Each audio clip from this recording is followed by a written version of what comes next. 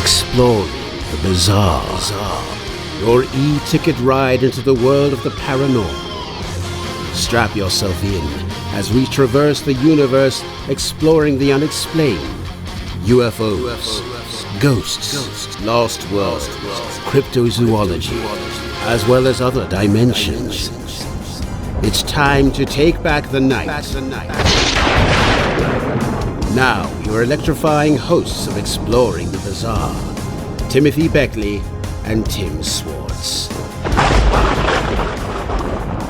Tim Beckley, what are we doing out in these deep, dark woods with these awesome speakers and these kick-ass jams? Well, Tim, I like to meditate before having a close encounter. It energizes the area, and sometimes entities will come through from another dimension. Oh, okay. You mean like that hairy Bigfoot that's starting to materialize next to us? How do we know that he's a good creature or a beast that just wants to eat us alive? Oh, well, there's no guaranteeing anything when you're standing in a window area and a portal is about to open. You never know who's going to come through, get sucked into this world, but we are dedicated researchers, so we have to live with whatever happens. Well, I hope that if we're in danger, a UFO will come down and save our butts. Well, I'm sure they'll take us away. Well, maybe we'd be safer back in at the KCOR studios than out here in the deep woods. Besides, I'm getting bitten by all these insects. I'm more worried about them than Bigfoot. Hi, Bigfoot. I'm already back in the studios. Heck with you. Let me dust myself off here. I'm not much of a woodland creature. I'm afraid. People always wanted a couple of girlfriends that I had over the years always wanted to go camping, and I said, hey, let's camp at the Holiday Inn. I mean, that's as far as I get into the into the woods. I remember one time I was in I think it was Flagstaff or somewhere, and there was only one room left in this rather seedy motel because a lot of people, I guess it was during the time of the year when a lot of people go to the Grand Canyon. In fact, the door latch was broke. We had to prop a chair up under it so that nobody could get into the room.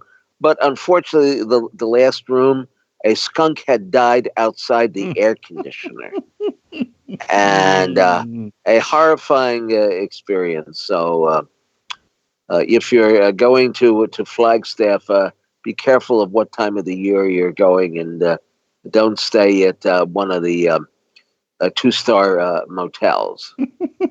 Famous for its hot and cold running cockroaches. There you go. And so how are you doing out there in Jasper, Indiana? Oh, doing well right now. Talking to you through my backup computer, since as you well know, my other one up and died on me. But fortunately, I had practically everything.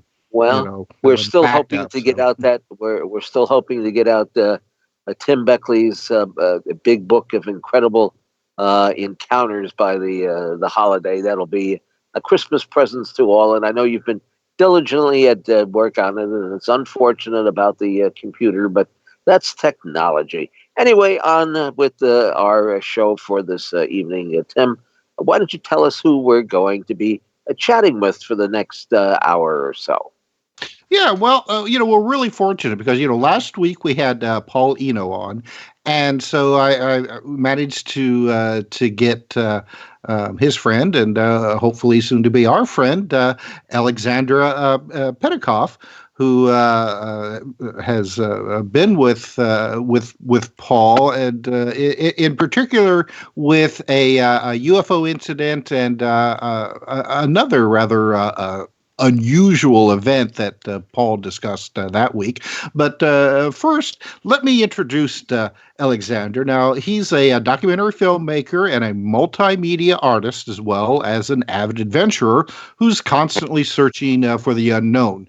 Traveling across the United States and the world, Alexander has researched various cryptozoological creatures, such as Sasquatch, the Loch Ness Monster, and the Lake Champlain Monster, one of our favorites, mystery cats, as well as other phenomena and mysterious places ranging from the paranormal Bridgewater Triangle of Massachusetts to the Hermit Kingdom of North Korea. He's created short documentary films and series on these subjects, among others. Now, most recently, he's directed The Small Town Monsters on the Trail of Champ and is currently working on an upcoming documentary called Lions of the East. Now, Alexander was born in 1993 during the last year of apartheid in South Africa to parents that fled civil war in the former Yugoslavia. And he grew up in the United States. He's always been interested in global events, history, the outdoors, and adventuring. So, Alexander, thanks for being with us tonight on Exploring the Bizarre. Thank you guys for having me, Tim and Tim. It's an honor.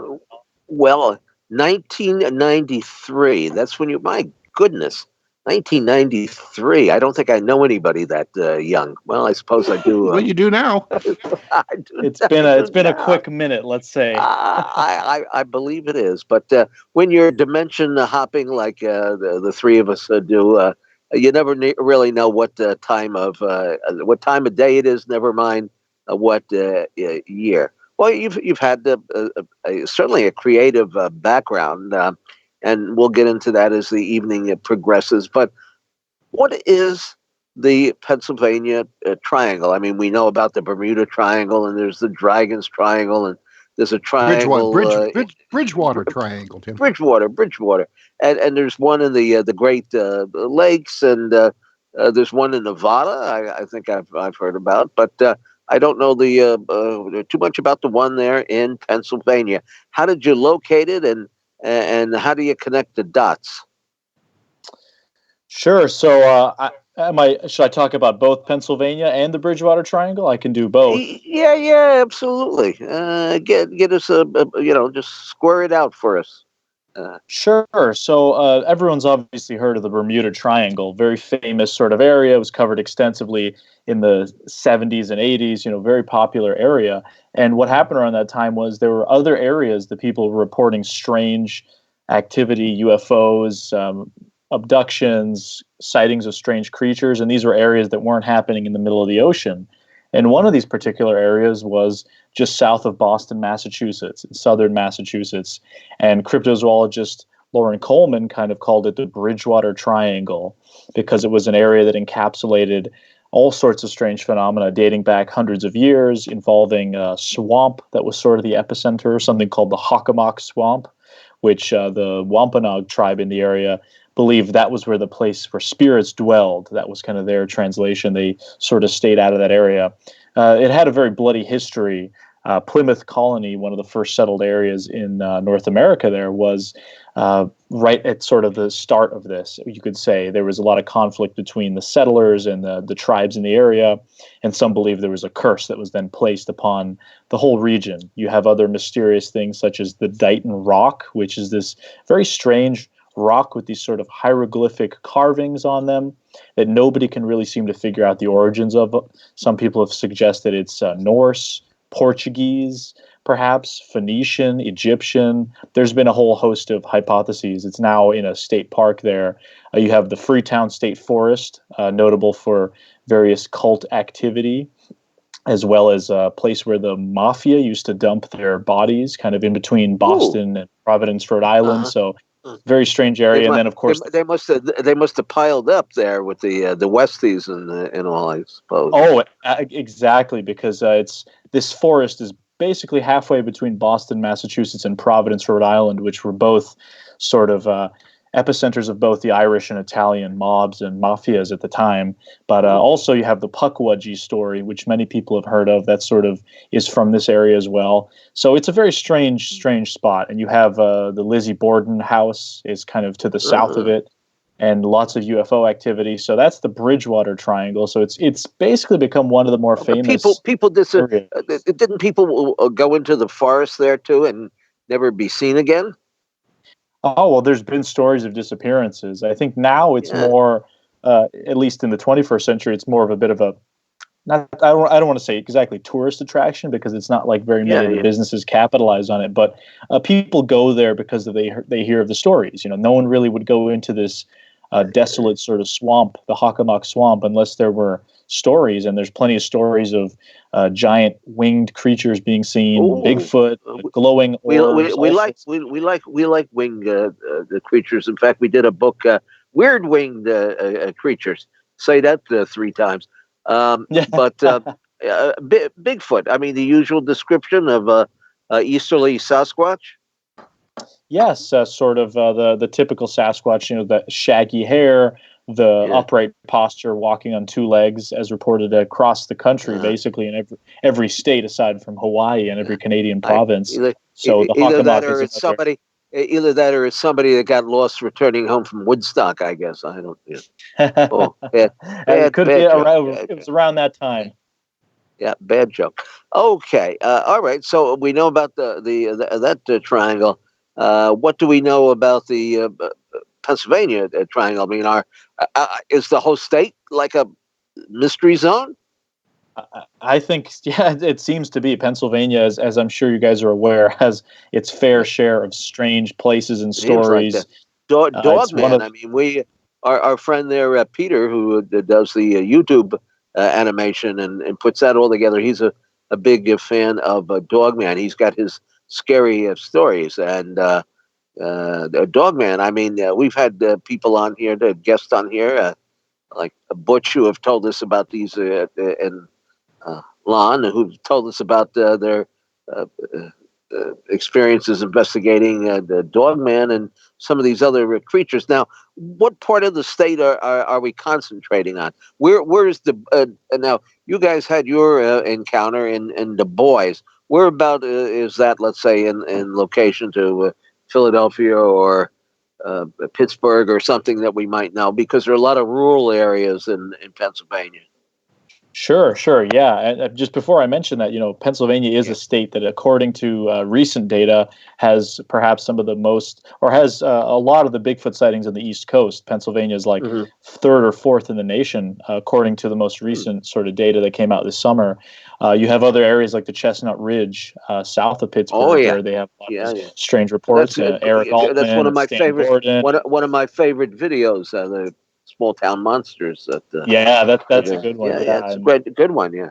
The area I'm referring to is one that I was turned on to by our friend Paul Eno and his son as well. They began researching that a number of years ago, and I had the chance to join them for the first time last year in 2018, and I've been back in 2019 as well. That's where we had this experience. But the area is sort of, I want to say, central western Pennsylvania. So we're talking definitely a little bit closer to Pittsburgh than to Philadelphia, but more towards the middle of the state. So it would be about 2 hours, I want to say, northeast of 2.5 hours northeast of the Chestnut Ridge area, that sort of spot. So it's an area near Du Bois, Pennsylvania, which is kind of a very small town. There aren't really any big towns in the area, so it's mostly just the towns, and then you have that sort of classic Appalachian sort of little hills in Pennsylvania with the shale and all the different type of stone that occur in those sort of rolling hills in rural areas, and a lot of farmlands and tracts of land.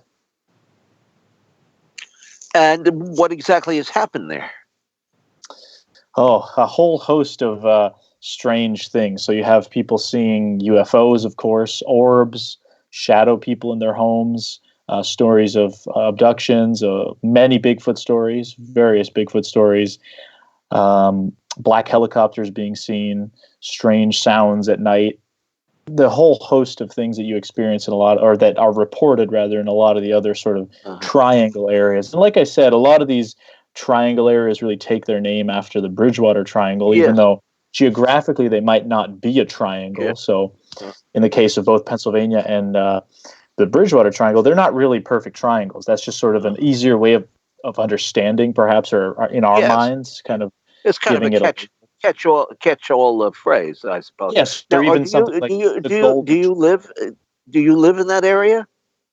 No, no, I do not. I live actually in close to Boston, in New Hampshire. So Ah, I'm in New ah, England, like Paul. Yeah. uh, uh, okay. So now, when did you? I guess you've known Paul for quite uh, a while. He refers to you as a member of his family, in fact. But that, I guess we all are to some degree.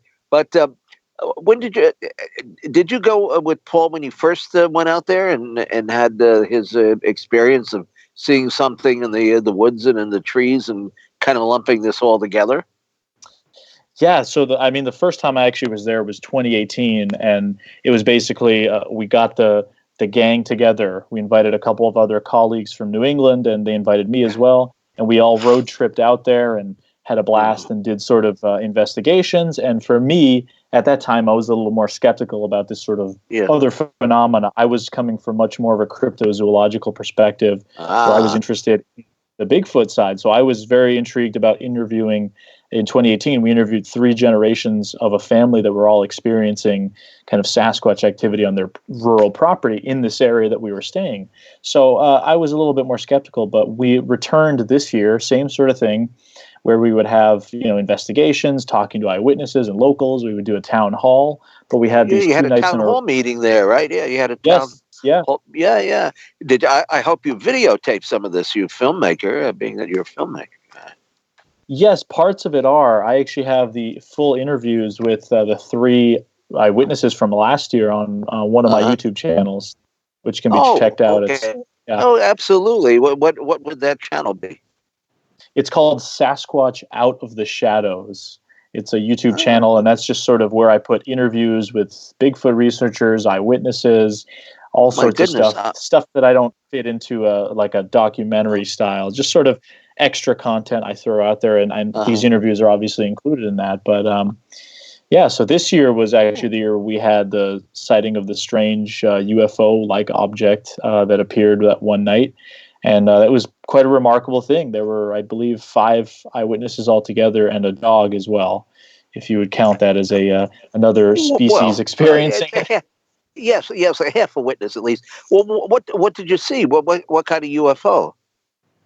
Yes, it was. The best way I could describe it is sort of it was a clear night, and it was a hazy object that looked like initially like either the moon or a star that was perhaps behind a cloud, but we quickly realized that this was not the case, as it sort of began drifting through the sky almost like a leaf fluttering in the wind, but in slow motion. This cloud-like object or fog sort of around this light, and it just kept doing that, and we started observing it then. And then at one point, we watched a smaller, brighter, more defined object shoot off of it or come off of it, Oh, fly around it, and fly back into this hazy area. And well, that happened. how long of a duration was the sighting? The sighting was probably around between 3 to 5 minutes altogether. We Oh, watched this that's through the sky. yeah. Now I know some of that is on your blog because we're going to Yes, be yeah. using that in the book Incredible Encounters. We have some material in there, and in fact, we'll use part of this interview. I'm sure, but okay. So other people have seen these things. I mean, your little group there is not the only witnesses. You've also had talk to other people in the area. Yes, yes, yeah. Yeah, so I mean, luckily we managed to film this object. So as you mentioned, you can check out on my website, I wrote up a full kind of report from my perspective of what Yes. happened just to get the record straight on petakovmedia.com. But yeah, when we did our town hall a couple days after that, and of course, we were so excited to tell everyone about the story, and we talked about it, and I think we expected more of a reaction. Perhaps we're also used to going these sorts of events and giving talks and getting, sort of a very interested reaction. But I think most people there were sort of like, oh yeah, we have that kind of stuff happen fairly usually. Uh-huh. So So they weren't as amazed, but I mean, it was for them, it was just sort of a normal thing because this sort of stuff happens fairly regularly in that area, as we found out. And how far do okay, so we're talking about a portal or a vortex or something along that line. How far do these unusual occurrences, how far back do they go? As far as we can tell, I mean, when people first started reporting, probably in the 30s or the 40s, I mean, we haven't really found, any conclusive data pertaining to this area, but people just tell their stories of their family back in the day in the 50s and 60s talking about strange things. And the fact that one of the properties that we stay on, which is kind of, I don't want to say the epicenter, but definitely an area where a lot of the stuff seems to happen, was formerly a Native American burial ground, which was excavated by the University of Pennsylvania, where they discovered 120 bodies, I believe, skeletal remains rather, and it possibly was the site of a sort of meteorite crash. Oh yes, so I read that I read that on your site. Yeah. Yeah. So have any meteorite the crash and all that? Are scientists probing into this? I would take it not, right? I mean, it's just independent researchers for the most part. Yeah, I mean, regarding the meteorite question, I'm not entirely sure. I know that there is a strange rock that is in possession of one of the people that lives on this property, and they've contemplated getting it tested by one of the state or somebody in the state of Pennsylvania, one of the universities, but they haven't to this day. But Paul, who actually has a metal allergy, was walking around in this area where supposedly there was this crash, and he suddenly got very ill. This was a couple of years ago, prior to being. I've never heard of that. You could have an allergy towards metal. Yes, yeah. So that kind of happened before my time at the site, but that's one of the factors that's happened there. So it's definitely a very interesting site. There seems to be a long history of people inhabiting the area. I mean, there's a style of pottery discovered at this site that was not found anywhere else in Pennsylvania, which I guess would lead us to assume that it was of greater significance to the local tribes in the area. I can't really speak to that, but it certainly is an interesting detail. And now, if I remember correctly, in a previous conversation Paul had with us on the show here, I think he did mention that there were like mysterious vans kind of parked there, and somebody was keeping an eye on some of this activity.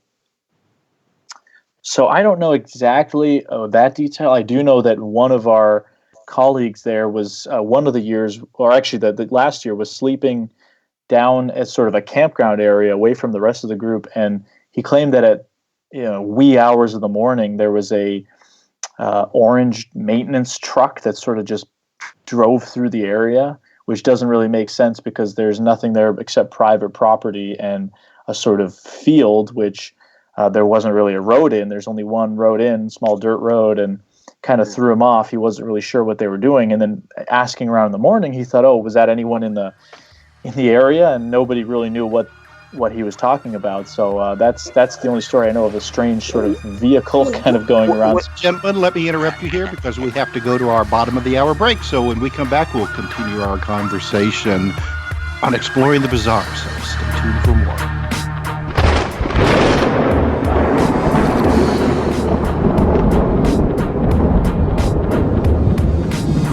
Now back to exploring the bizarre with two of the most electrifying researchers in the paranormal, your hosts, Timothy Beckley and Tim Swartz.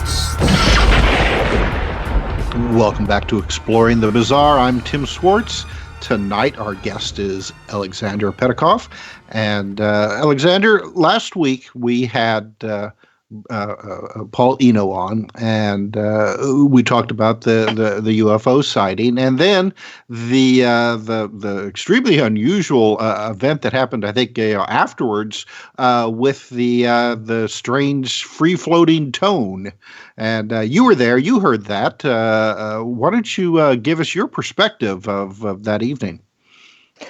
Sure. Yeah, that happened the night following this sort of UFO light in the sky thing that we witnessed. And I'll say UFO, true definition of the word. I'm in no position to really say what exactly it was, but it was truly unidentified. But we had this strange sound phenomena the following night after the kind of full day of traversing around and exploring different locations and talking to folks. We were all sort of getting ready to end the night, and we're all hanging out in the garage, and that's actually where we had a sort of a pop-up table where I had all my gear, all my camera gear, all my drone stuff. Everything was laid out there, and I was just sort of gathering stuff, and I was going to be heading down to a campground to sleep for the night. And at one point, we just heard this strange tone just kind of turn on in the garage, and there was about 5 of us standing there in the garage. And I should mention there was another one of the team was laying in bed, not sleeping, but just on his phone, probably about 15 feet away with the door cracked open. And I'll get back to that detail in a minute. And the homeowners were sleeping, which was directly above the garage. So we hear this tone, and immediately I turn to Paul jokingly and say, "What did you step on, or what did you press?" So we're all looking around trying to figure out if someone's phone is going off. It was a very strange sort of pitch, just a C tone. I mean, we're all looking around the whole garage. I'm looking at all my gear, but I know my stuff. It doesn't make that sort of noise. So and it's sustained. It was completely sustained. And it sounds like it's coming from above us. So we're walking around. Somebody then goes into the little side room where there was the washing machines. They're checking the washer and the dryer. There isn't anything. And then somehow we all just end up opening the door and filing outside. And the sound sounds like it's in the sky. And at this point, we're kind of looking up also in awe. And somebody, 2 people actually pulled out their cell phones and began recording the sound.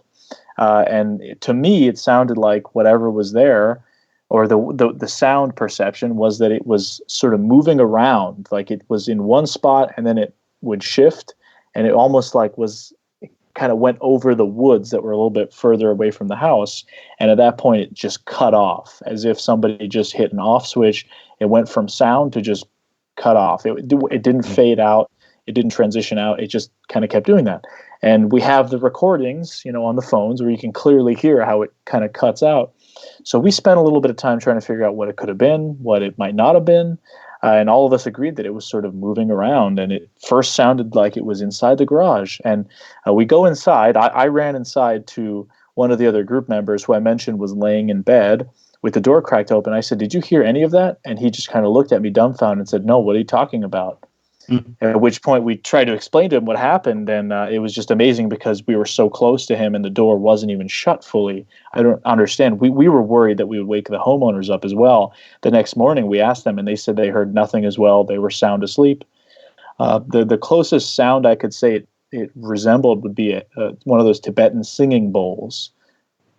That sort of a noise, but it was just sustained. So whatever it was, I don't know, but it was very intriguing, and it happened the night after we witnessed this the strange craft.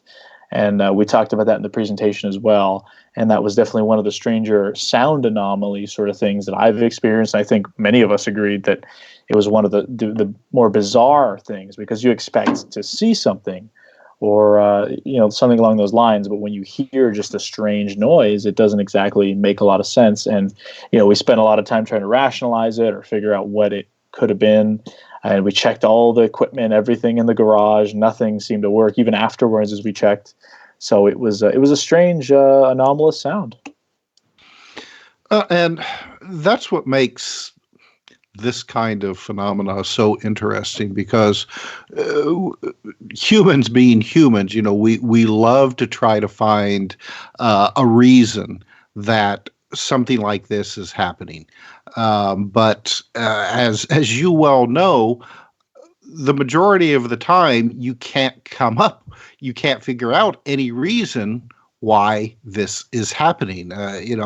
Some people could speculate that the UFO sighting that you had the night before, there may have been some kind of correlation with that, and then the strange audio.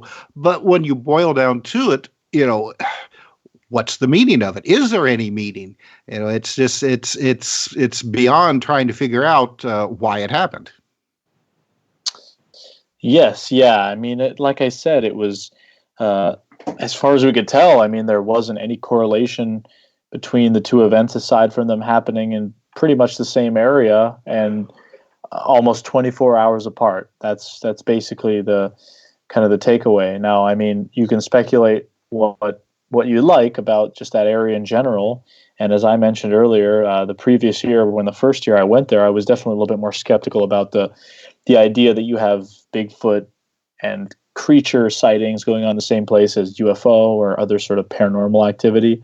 I'd say I'm a little bit more open to the possibility of that now, having kind of experienced something. I'm not saying that Bigfoots are popping out of UFOs, but I'm saying maybe there's energetic reasons or vibrational frequencies in these sorts of areas where there seems to be more higher concentrations of this strange activity that draws things like this in. I really don't know. I mean, it gets really pseudoscientific once you get into that Right. territory, but I think we just can't really explain that with the modern sort of frame of thinking, because it's much more.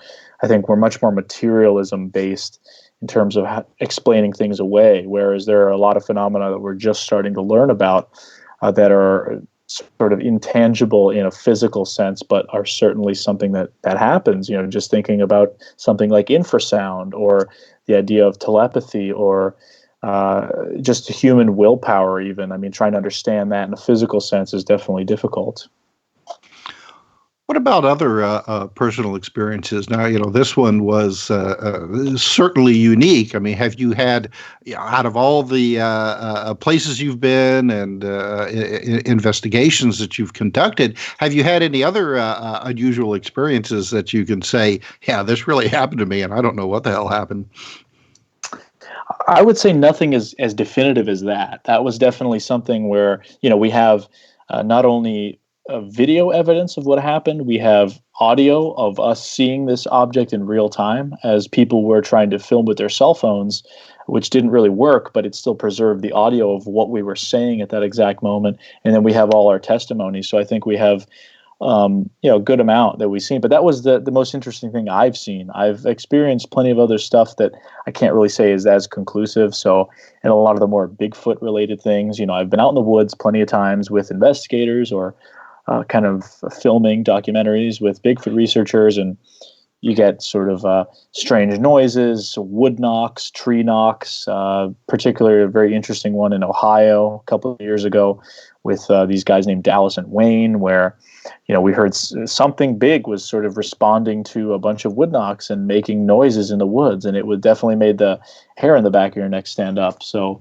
there was another occasion actually in Northern California, ironically in Willow Creek, Northern California, which is sort of described as the capital, Bigfoot capital of the world, because that's close to where Bluff Creek was, where the Patterson-Gimlin film was captured.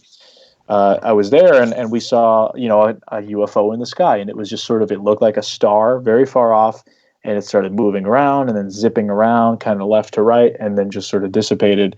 Much shorter sighting, much less detail that I saw as compared to this thing in Pennsylvania. So, aside from those, I haven't really had any experiences that stand out that I could say conclusively, oh, this was this, or this was Bigfoot. I mean, you're out in the woods, and as an outdoorsman, you experience all kinds of strange things, some of which can be explained away as hearing a fox screaming in the springtime, which is called the vixen scream when they're in heat, and that can be terrifying if you don't know what it is.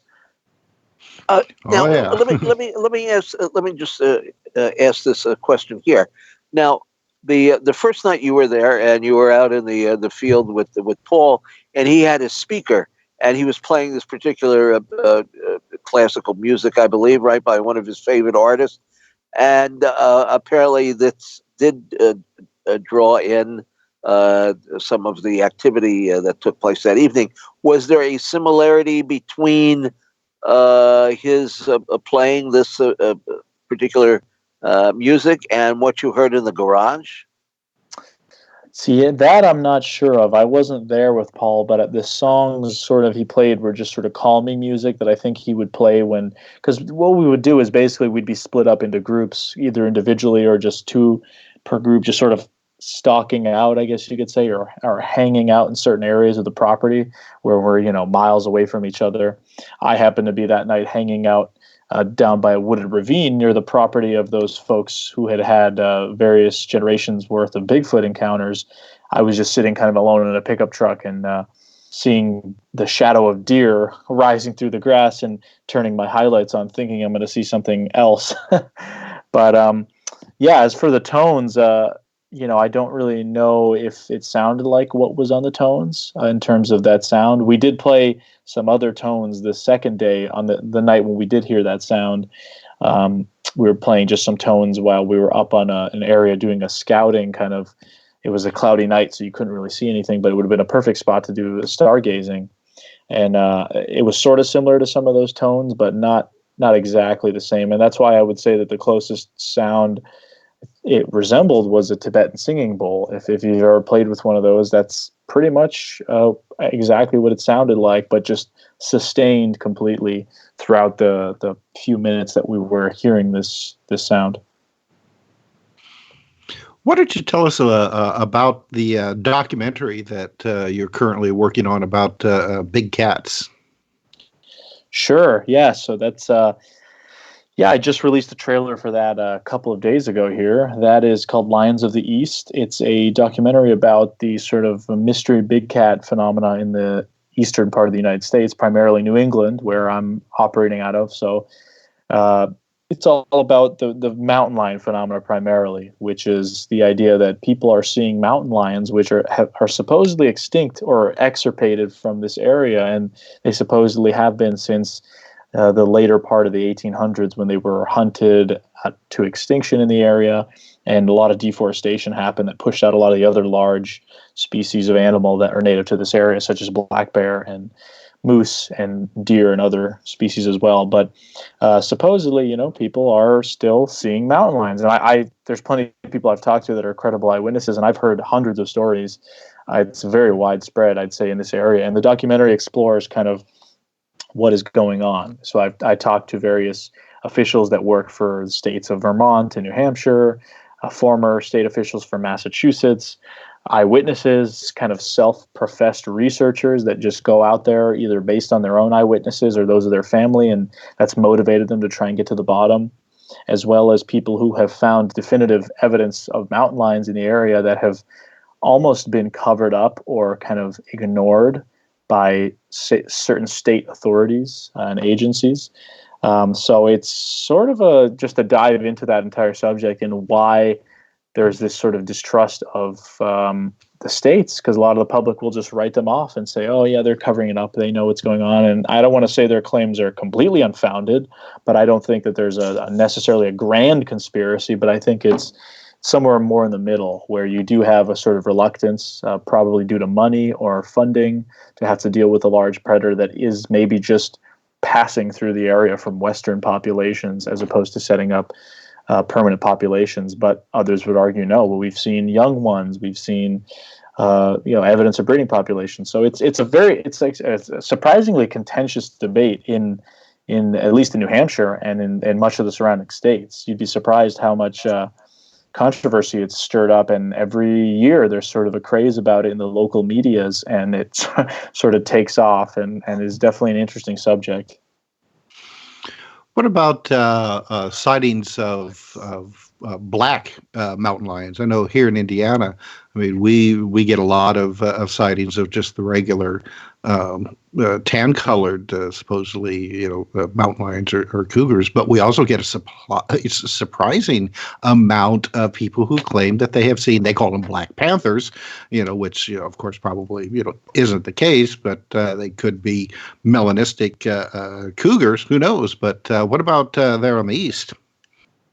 Sure, that's something. Yeah, I forgot to kind of address that, but that's part of it. I would say probably a majority of the sightings are that typical sort of mountain lion color, that tawny. It can range from a light brown to almost a sort of whitish color. So it's in the acceptable sort of color palette, I guess, of the mountain lion, of the puma concolor. But there's no known melanism in the North American mountain lion, which is what's interesting, because there are reports. There are reports even going back to the 1930s in New Hampshire, people seeing a black panther or black panthers as they're described, and it happens in various states. And like I said, I think majority of the sighting, but I have seen just from interviewing people in the data that the majority of the sightings tend to be that normal sort of mountain lion, but there's a small percentage of sightings that are black in color, which is very interesting, and that opens the door to, is there something else going on? I mean, are these escaped pets, or are these are mountain lions able to actually have a sort of melanism, which would be very intriguing scientifically, at least. So yeah, the doc will talk a little bit about that, not entirely, because I think that's almost a subject on its own, which might warrant further examination in the future. But I definitely is touched up upon. And if you've seen my poster for it, I have a wonderful artist named Matt Harris who does a lot of the Small Town Monsters illustrations. He did the poster for me, and you can see in the front there's that sort of tawny mountain lion, and then off in the back there's on a cliff there's a black panther just kind of hanging out. So paying homage to that. Mm-hmm. And when do you expect this documentary to come out? This is going to come out this winter. So at this point, I'm looking at right around in January, starting the new year off with that. So definitely look out for that. And yeah, like I said, I just put out a trailer for it. So if you want to get a little sneak peek or just kind of get an idea of what it'll involve, you can check that out. Fantastic. All right. You have to let us know. Drop us an email when that comes out, and we'll be sure to mention that on the show. Now, what about speaking of small town monsters? What about your film about Champ? We've done several shows about Champ, and always an interesting subject for us. Yes, definitely. That's by far probably my favorite cryptozoological mystery or creature. I will always have a soft spot for Champ. Yeah, so the series was a 5-part documentary miniseries that came out last year in 2018, filmed in 2017 and part of 2018 as well, revolving around basically all aspects of the Champ mystery in Vermont and upstate New York at Lake Champlain. And it's funny because as a kid, I was always really interested in the Loch Ness Monster. That's something I always wanted to investigate, and I got a chance to do that when I visited Scotland a few years ago.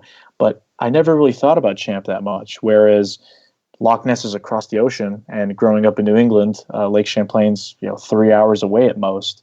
So I never really took a lot of time to look into it, which I'm kind of shocked I didn't. But I discovered, that sort of is, in my opinion, even more interesting than the Loch Ness Monster, and there's more to work with there and more of a history of sightings. So upon that series, I've kind of expanded and continue to do sort of independent research on Champ, and I'm very interested in it, especially in a cultural aspect. Always I visit Vermont, and when I visit there, I will go to Lake Champlain or try and find these shops that have Champ merchandise or places that have Champ markers. And I've come up with sort of a list for people if they want to go and have a sort of cryptozoology tourism thing where they can check out Whitehall, New York, famous for the Bigfoot sightings, and then Champ happening right next door, and kind of it's just been very fascinating. And of course, talking to people who have had experiences, but the series, I think, is probably, if you want to find out more about just Champ, I really tried to dig as deep as I could in the mystery and explain a lot about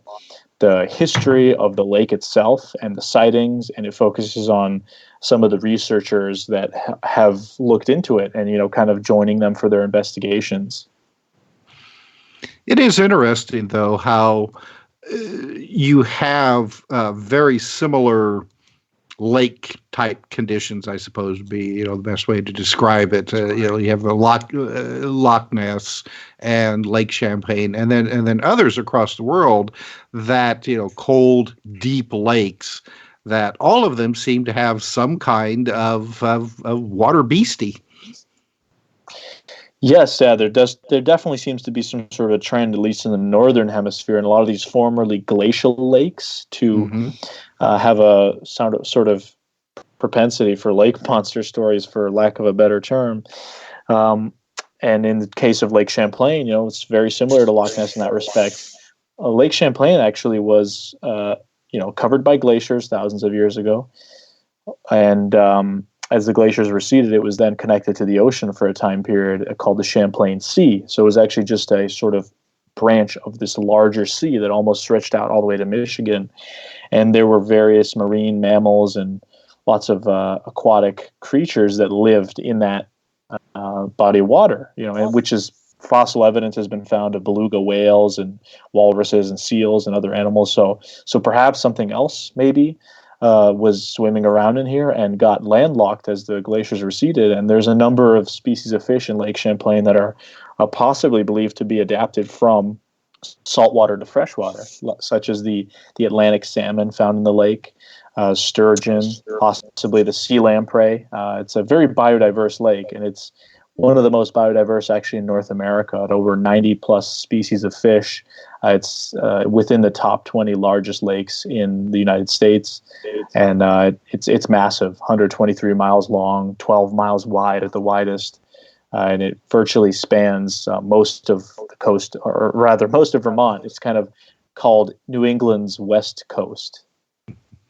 All right, Alexander. Unfortunately, we are almost out of time, so I'd like to give you the chance to let our audience know where they can find out more about you, website, where they can find your films, and so forth. Sure. The easiest place would be my website, which is petakovmedia.com. That's spelled PETAKOV media.com. And on there, you'll get links to all the films, social media, everything's on there, blog, whatever. So check that out. That's the easiest place. All right, and the your new film coming up. What was the title of that again? Big Cats. Lions of the East. Lions of the East. You expect that to come out sometime this winter? Yes, that's correct. On DVD and streaming online. All Very right, good. fantastic. Very good. And don't forget, there'll be material in our book there, Incredible Encounters, which will be out shortly, and Hopefully. Hopefully. Well, I know you're busy 24/7 putting that together there. Yeah, it's a pretty huge book, but I always start saying, well, this book is only going to be, I'm going to make it a small book, 100 pages, and they always end up being like 350 pages or more or something. I don't know. I can't control myself. I have Tourette's of ufology or something like that. There you go. I like that. I just can't stop putting them. No, because if there's a little bit more information, I got to get it together and compare all of this and stuff.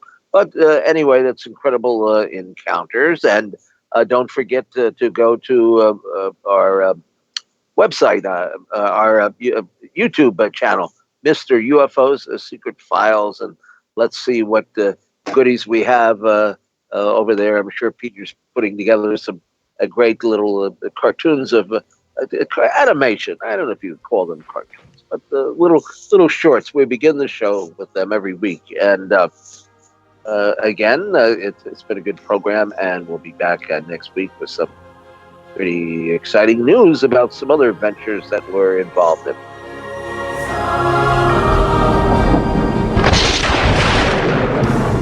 You've been listening to Exploring the Bizarre with hosts Timothy Beckley and Tim Swartz. They're taking back the night by jetting non-stop across the cosmos in search of the truly bizarre and totally unexplained, with you as their co-pilot. Thursday nights at 7 p.m. Pacific, 10 p.m. Eastern, on the KCOR Digital Radio Network. For more information on Exploring the Bizarre and hosts Timothy Beckley and Tim Swartz, check out their KCOR Digital Radio Network page. Follow their YouTube channel at MRUFO 1100. Exploring the Bizarre.